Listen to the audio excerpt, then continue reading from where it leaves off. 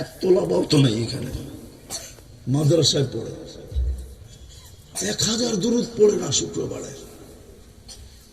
দুঃখ কাকে বলবো যে কিয়ামতের মাঠে চিৎকার দিবে উম্মতি উম্মতি। সমস্ত নবীরা চিৎকার দিবে নাফসি নাফসি।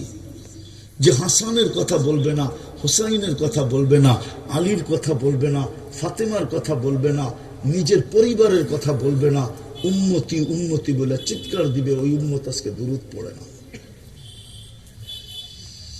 এই জন্য আল্লাহ যেই রসুল আমাদের জন্য পেটে পাথর বাঁধছেন, 3 মাস চুলা জ্বলে না, অথচ আল্লাহ অফার দিছিল। অফার শুনবেন,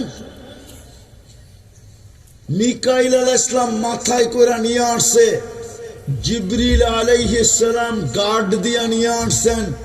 বলছে মাথায় কি? বলছে সমগ্র জগতের চাবি, ভান্ডারের চাবি, বললেই পায়ে নামায় দিবে। এই জন্যই তো হাদিস আসছে, উতিতু মাফাতিহাস সামাওয়াতি ওয়াল আরদ। সমগ্র জগতের ভান্ডারের চাবি আল্লাহ আমাকে দিতে চাইছিলেন, আমি ডিনাই করছি, না নিব না। তারপরে আল্লাহ বলছে, বন্ধু মক্কার পাহাড় গুলারে সোনা বানায় দি।